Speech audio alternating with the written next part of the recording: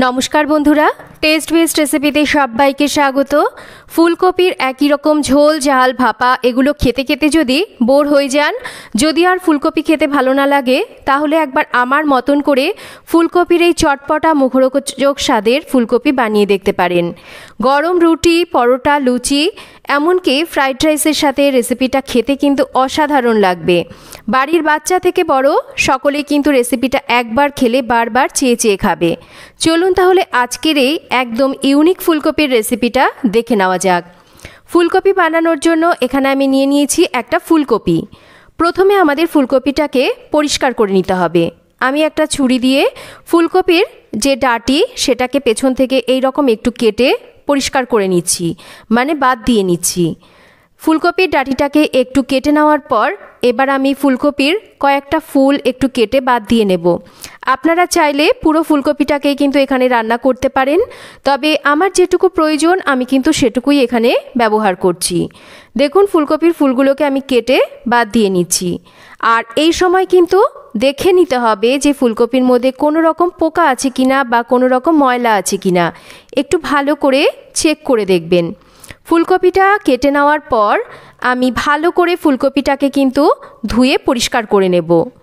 এখানে ফুলকপিতে দেওয়ার জন্য নিয়েছি দুটো টমেটো, আর টমেটোগুলোকে একটু এইরকম ভালো পাকা আর লাল দেখে নিতে হবে। টমেটোগুলোকে এইরকম একটু ছুরি দিয়ে আমি চিড়ে নিচ্ছি।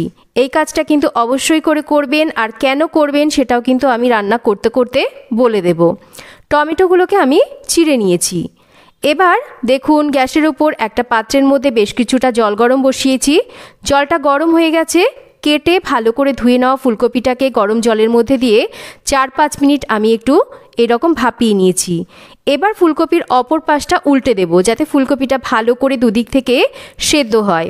কেটে নেওয়া টমেটো আর কয়েকটা আমি 4-5টা মতন শুকনো লঙ্কা দিয়ে দিচ্ছি। কিছুটা লবণ দিয়ে দেব, এতে করে ফুলকপির মধ্যেও লবণটা ঢুকবে, আর তাছাড়া জলটাও কিন্তু তাড়াতাড়ি ফুটতে শুরু করবে। এবার একটা ঢাকা দেব, আর ফুলকপি টমেটো লঙ্কা এগুলোকে আমরা ভালোভাবে একটু সেদ্ধ করে নেব। 5-6 মিনিট ঢাকা দিয়ে রেখেছিলাম। এবার ঢাকাটা সরিয়ে নিচ্ছি। দেখুন টমেটোর খোসাগুলো কিন্তু সুন্দর টমেটো থেকে আলগা হয়ে গেছে। যেহেতু টমেটোটাকে আমরা একটু চিড়ে নিয়েছিলাম, এতে করে খোসাগুলো খুব সহজেই কিন্তু টমেটো থেকে এইরকম ছেড়ে আসে। ফুলকপিটাও সুন্দরভাবে আমাদের সেদ্ধ হয়ে গেছে। এবার আমরা গ্যাসের ফ্লেমটাকে বন্ধ করে দেব। খুব সাবধানে এই সেদ্ধ করে নেওয়া টমেটোগুলোকে আমাদের জল থেকে তুলে নিতে হবে।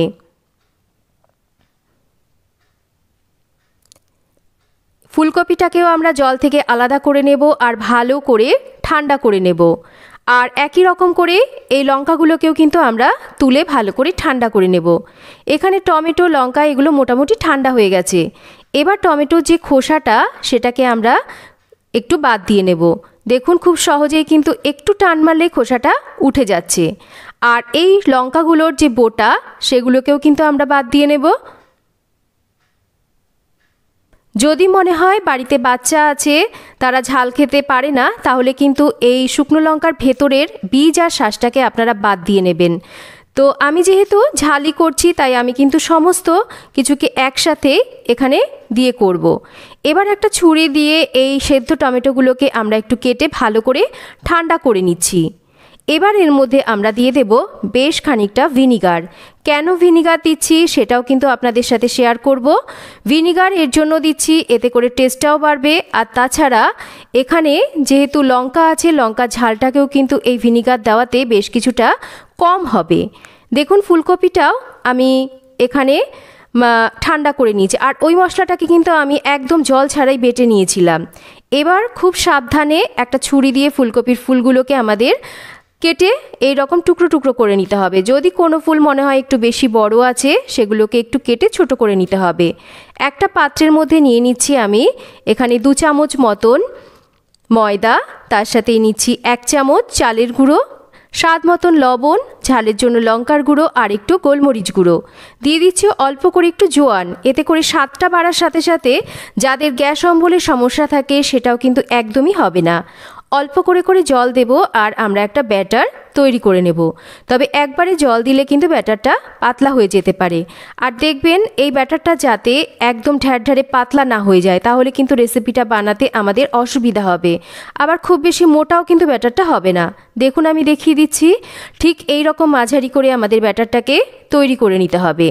এবার রান্নার জন্য আমরা কড়াইতে তেল গরম করব। যেহেতু আমরা ডিপ ফ্রাই করব, তো সেই হিসাবেই তেলটাকে আমাদের দিতে হবে।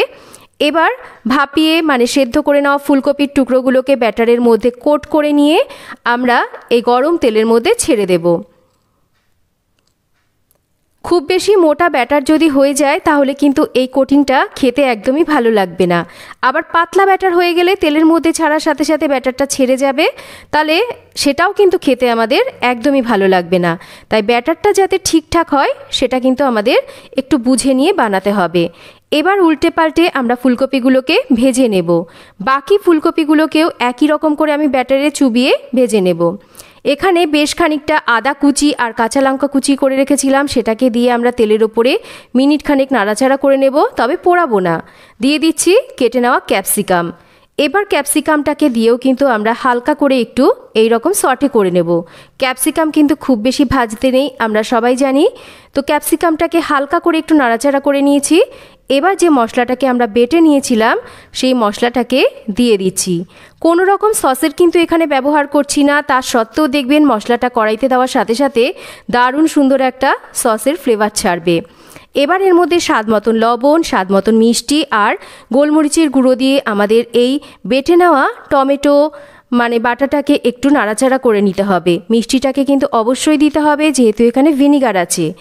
এবার যে ফুলকপির ব্যাটারটা আমি বানিয়েছিলাম কিছুটা রয়ে গেছে, তার মধ্যে সামান্য করে একটু জল মিশিয়ে আমরা গ্রেভির জন্য এর মধ্যে দিয়ে দিচ্ছি।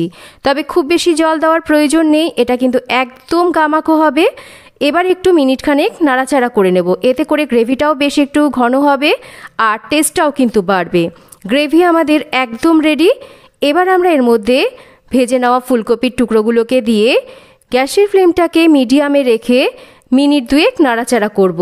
আলাদা করে কিন্তু একেবারেই জল ব্যবহার করবেন না, তাতে করে ফুলকপির এই কোটিংগুলো ব্যাদব্যাদে হয়ে যাবে, খেতে ভালো লাগবে না। তাই জল ছাড়াই এগুলোকে কিন্তু আমাদের এই রকম মিনিট দুয়েক নাড়াচাড়া করতে হবে মাঝারি আঁচে রেখে। খুব বেশিক্ষণ যদি আমরা এটাকে নাড়াচাড়া করি তাহলে কিন্তু এটা নরম হয়ে যাবে, খাওয়ার সময় অতটা ভালো লাগবে না। আমরা এটাকে এবার সার্ভ করতে পারি। তৈরি হয়ে গেল সম্পূর্ণ নিরামিষ ফুলকপির একটা রান্না।